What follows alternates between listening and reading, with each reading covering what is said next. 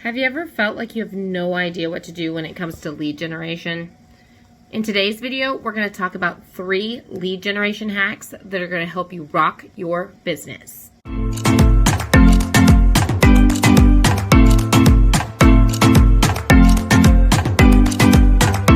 Friends, I am so excited that you are here. My name is Kelly Harris. Today, I wanted to jump in because we're going to talk about 3 lead generation hacks.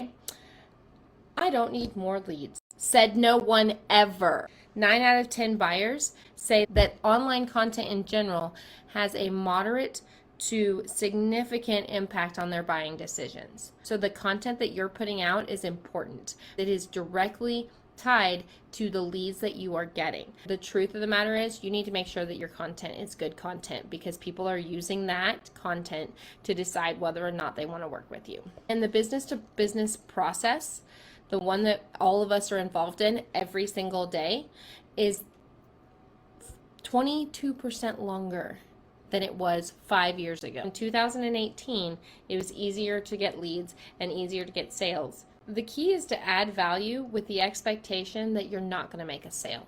The point is not to necessarily make a sale. The point is to add value, because the more that you can do that and add value and be seen, the more people start to know, like, and trust you, and the easier it becomes for them to say yes.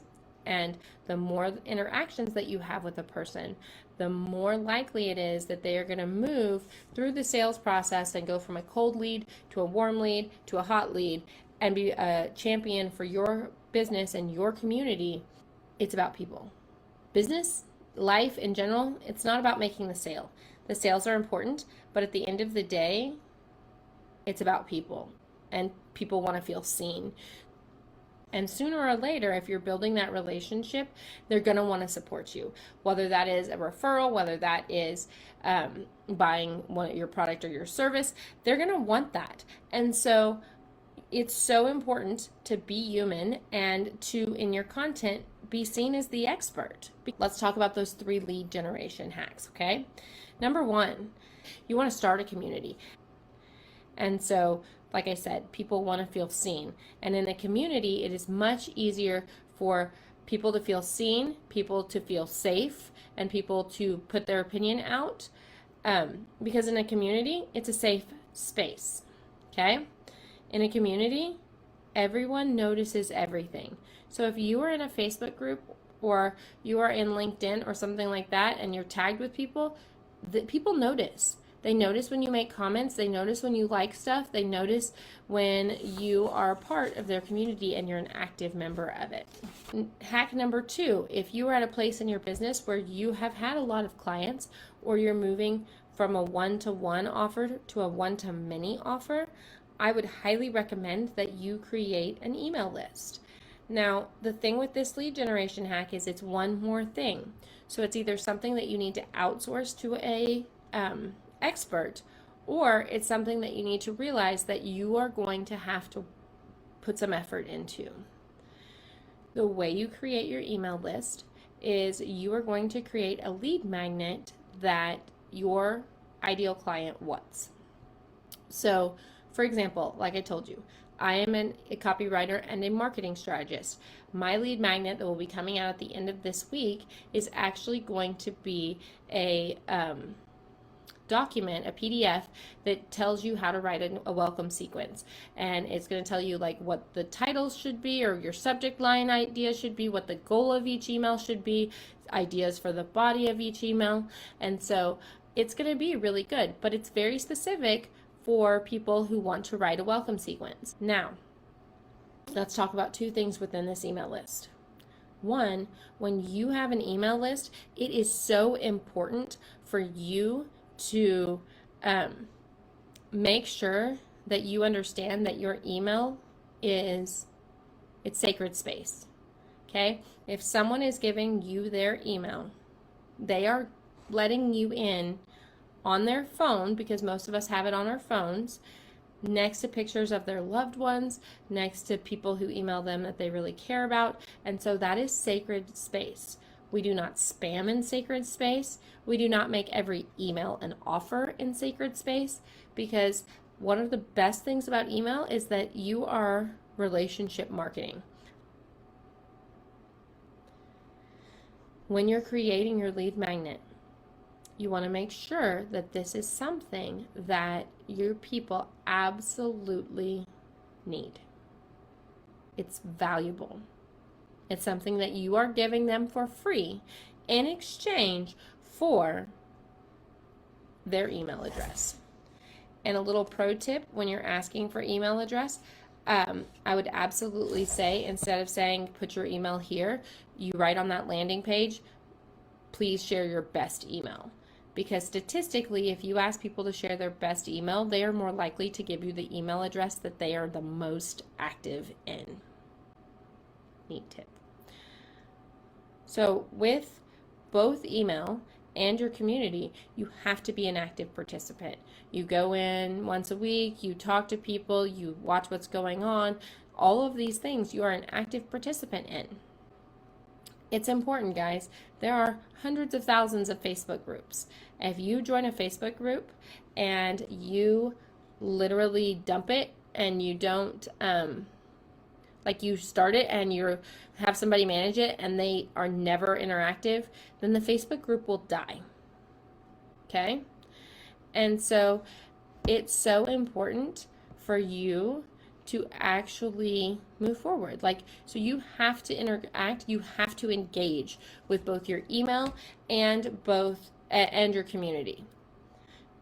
I've had people say, well, you can't engage with your email. Actually, you can. There is a way that you can engage with your email. The first way is to make sure that you are always, always, always coming off as the expert and that you are always open to interaction with them. Now, the third lead generation hack, like all things, we need to create a process here. Okay? So when I say create a process, lead generation is part of your sales pipeline. So what does your sales pipeline look like? How many interactions, I call them touch points, I've called them, there's a lot of different words for them, but like interactions, touch points. How many times are you interacting with a client or a potential client that could possibly be a lead? What does it look like when you cold interact them? Are you using a script? Don't do that, that's yucky. Are you identifying people based on certain things that they say? Are you identifying people based on the groups that they're in? Like, how are you identifying these cold leads? And then the next question is, when you identify these cold leads, how are you then starting to build that relationship? So make sure that as part of your sales pipeline, and this is super key for your lead generation, that you have a follow-up. Because anyone who has been in business for a little while will tell you that the money is in the follow-up. And it's true. So you want to think about, how are we moving people from our cold leads to our informative quality leads, to warm leads, then to hot leads? How do we make those hot leads sales ready? How do we get those hot sales ready leads to actually marketing qualified leads? And then how do we get those marketing qualified leads to sales qualified leads? So how do you run through this sales pipeline and actually build the relationships with these people? At the end of the day, like I said, it's about people. People can't share what they do. Like, people can't come to you if they don't know what you do. And it is so interesting to me because we live in a world where people are scared to be themselves. They're scared to be themselves. They're scared to talk to people about what they do because they might get criticized or negative feedback. And then that makes it harder for them to get qualified leads and then ultimately qualified sales. You actually have to put yourself out there. So one of the biggest tips for lead generation is to talk to people. You have to talk to people. You have to be willing to tell them what you do. You have to be willing to, not to be seen as the expert. You have to be willing to be seen as the expert. And so those are the 3 tips that I wanted to share today, which was build a community, consider creating your email list if you're ready for it, make sure you have a process for your sales pipeline and your follow-up, and then my bonus one was talk to people, because that's how we network, that's how we're going to generate the leads. On that note, though, that was what I wanted to share today. And so I wanted to make sure that I came in here and said Happy New Year to you guys. And I also wanted to make sure that we just really talked about big things moving forward. So I have space right now for 2 new clients in my that can work with me this month. And primarily what I'm doing is I'm doing sales page copy and email copy. I love email marketing. It is amazing and like it makes my little nerd heart happy. So if you need emails or if you need emails or you need sales page copy, please reach out to me, because one of the things that I am doing in 2023 is I am building a referral-based business.